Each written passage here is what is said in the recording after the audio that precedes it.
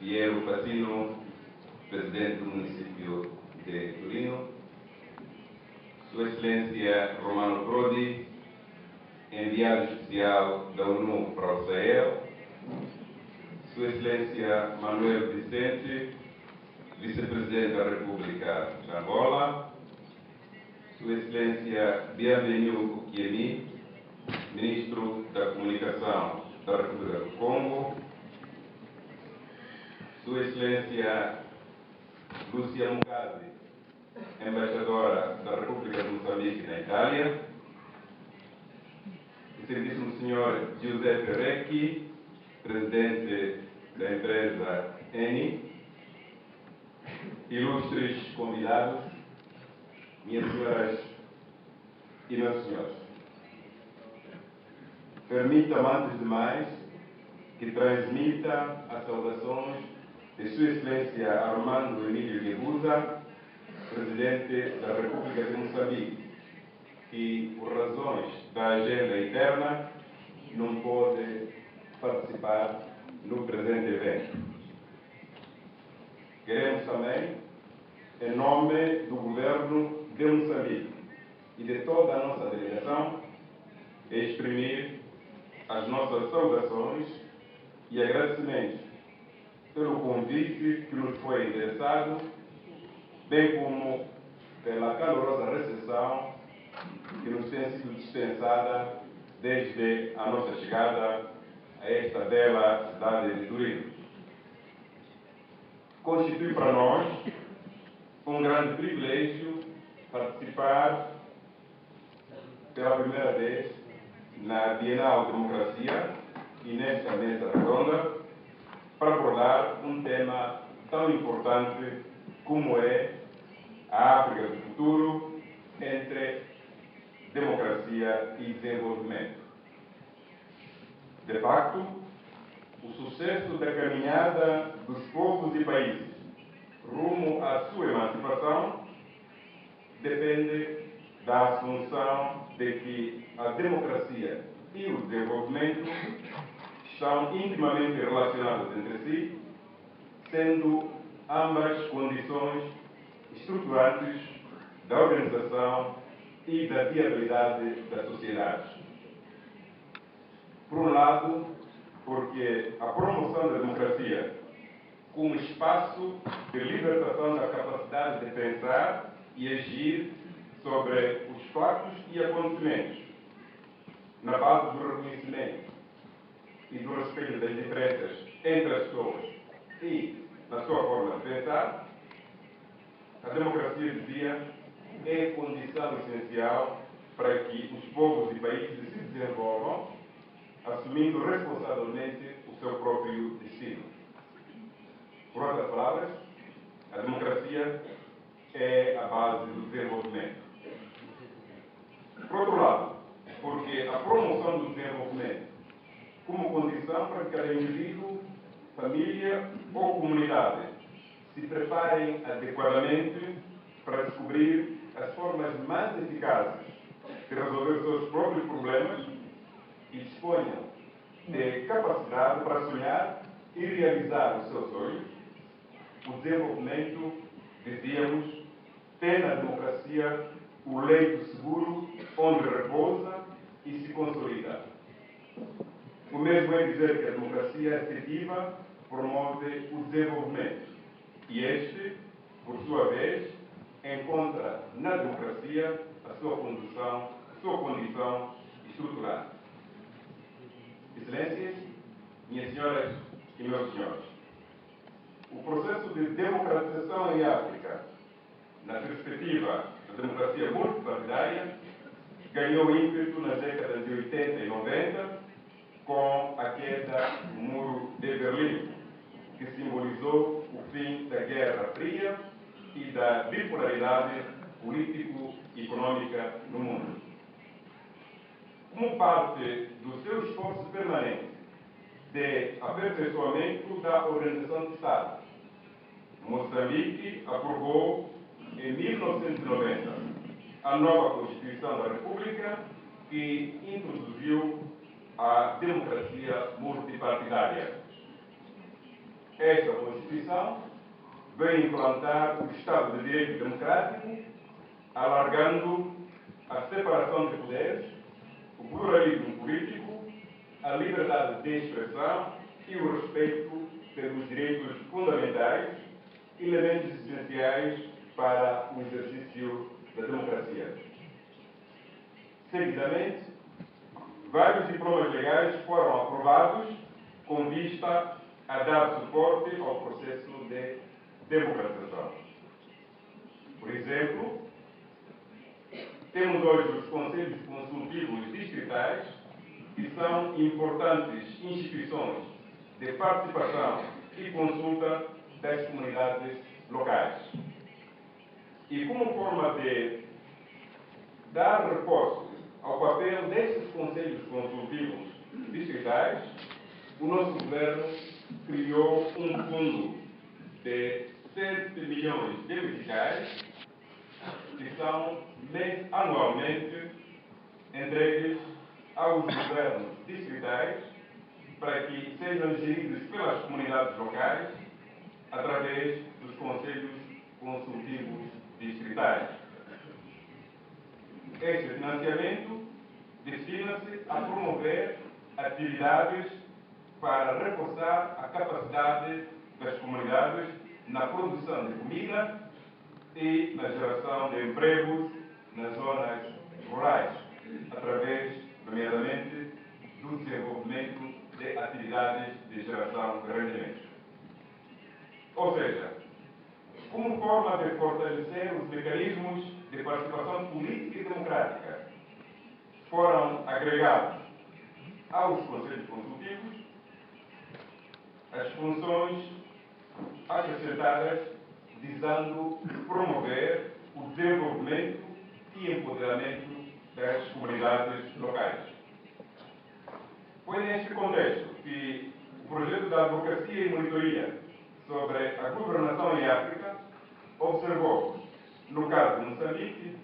que na linha dos esforços que orientaram a formulação da Agenda 2025 e de outras medidas em vista a uma governação mais inclusiva e participativa, a consolidação dos observatórios do desenvolvimento nos diversos níveis governamentais, em particular no provincial, representa um esforço do governo moçambicano para ampliar a participação da comunidade na sua governação. No âmbito da consolidação do processo democrático em Moçambique, em 2004, foi aprovada uma nova Constituição, que veio reafirmar, desenvolver e aprofundar os princípios democráticos do Estado moçambicano, consagrando o caráter soberano do Estado de Direito Democrático, baseado no pluralismo de expressão, organização partidária e respeito pelos direitos e liberdades fundamentais dos cidadãos. Excelências, minhas senhoras e meus senhores, ao nível da África subsaariana, teve lugar, igualmente, na década de 90, um marco importante, que foi a queda do regime da apartheid na África do Sul, o que também significou o fim das guerras injustificadas de desestabilização movidas contra os países da região. Este acontecimento abriu caminho para a normalização da situação de segurança regional e de implementação dos processos democráticos e do desenvolvimento dos nossos países.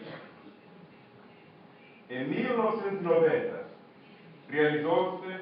a 26ª Cimeira da Organização da Unidade Africana, OUA, na qual o então secretário-geral da organização, Salim Ahmed Salim, manifestou-se a favor da democratização, defendendo que a África não pode ignorar o processo global sobre os valores da democracia,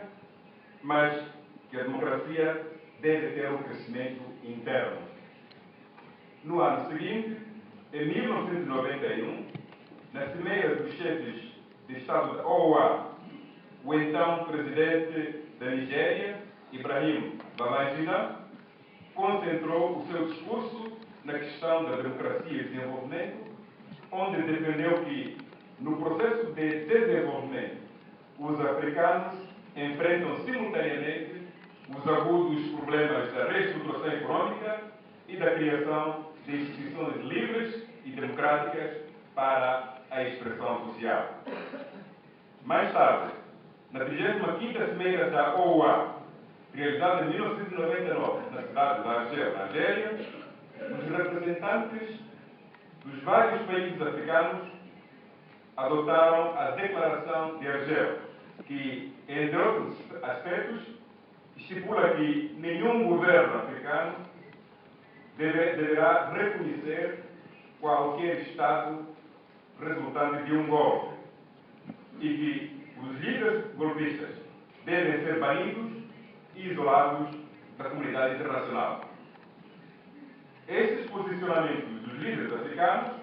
são uma prova clara e inequívoca de que a democracia em África não é apenas um conceito isolado ou letra morta nas constituições, mas sim um elemento relevante e potenciador da dinâmica de boa governação e de desenvolvimento socioeconômico. Com a criação da Unidade da União Africana,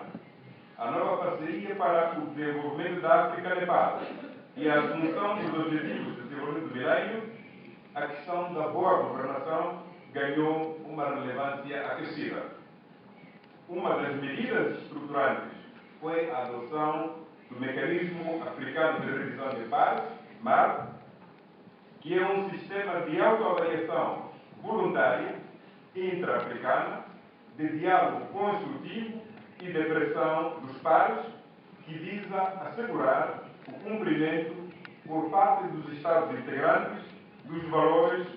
códigos e padrões acordados sobre a boa governação política e econômica. Excelências, minhas senhoras e meus senhores, cerca de 90% dos países da África legalizaram partidos políticos da oposição, realizaram eleições democráticas multipartidárias e consagram nas suas constituições a democracia como um elemento potenciador da dinâmica da boa governação e do desenvolvimento socioeconômico. A democracia, na sua diversidade de formas e realizações, exige um elevado grau de educação e respeito pelo homem e pelos seus direitos fundamentais, sejam eles civis e políticos, como econômicos, sociais e culturais, questões centrais para a pessoa humana e, por isso, não só incontornáveis, mas também inalienáveis. Não obstante as nossas democracias serem ainda jovens, há indicadores claros que apontam na direção de uma mudança positiva, nomeadamente através da modernização do sistema judicial, consolidação da sociedade civil e do enraizamento da cultura do Estado de Direito. Constitui ainda desafios para nós a necessidade de conter alguns focos de instabilidade política e algumas tendências de interrupção dos processos de democratização por via da força, como são, por exemplo, os casos que ultimamente aconteceram na República Democrática do Congo, na Guiné-Bissau, no Mali e na República Centro-Africana. Um desafio importante é a necessidade de os partidos políticos se conformarem com as regras democráticas, aceitando os resultados das eleições democraticamente ocorridas, bem como a necessidade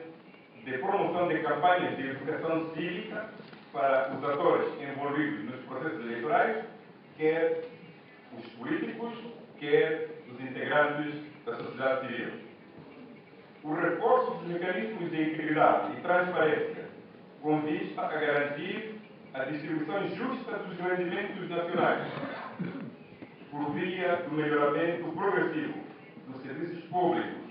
como a educação, a saúde, a água potável, o emprego, reforçam a autoestima dos cidadãos e das comunidades e contribui, por isso, para a promoção do desenvolvimento, mas também para a prevenção de conflitos, reforçando a democracia. Excelências, minhas senhoras e meus senhores, a África na aurora do século XXI, ainda que sujeita a vários desafios, revela progressos no projeto de construção de um modelo de desenvolvimento mais humano e mais sustentável. São esses progressos que nos permitem olhar o futuro com cada vez mais esperança. A estratégia da União Africana para a África, o papel do G20, do G8, dos BRICS e de outros parceiros internacionais define hoje um quadro de ação para os Estados africanos que visa apoiar os seus esforços para atingir os objetivos de desenvolvimento do milênio, bem como servir de alavanca para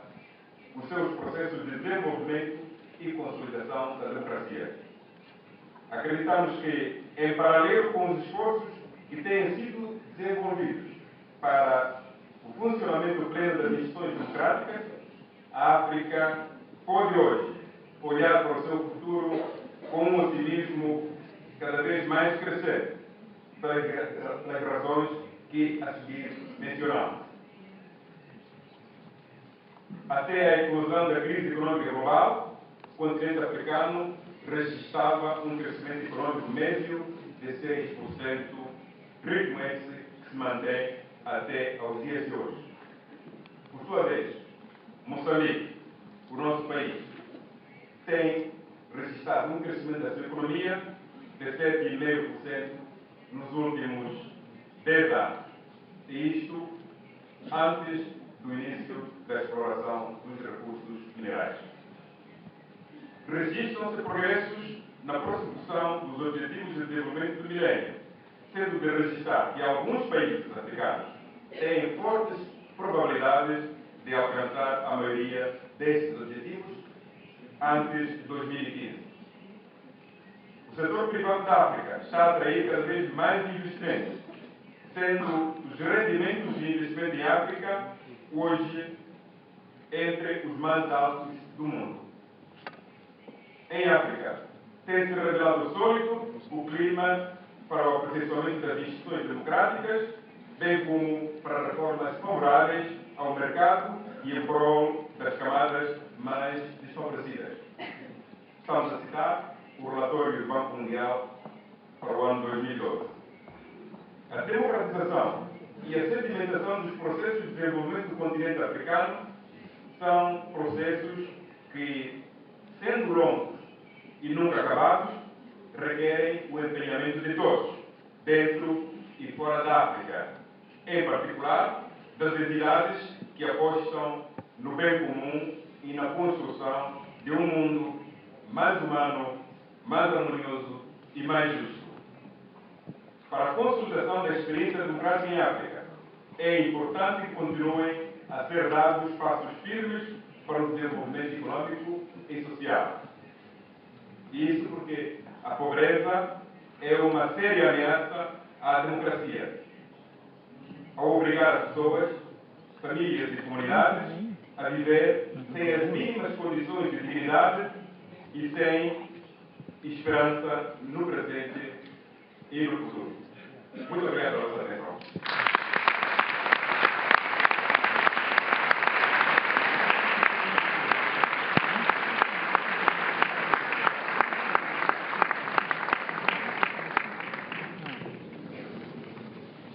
Ministro,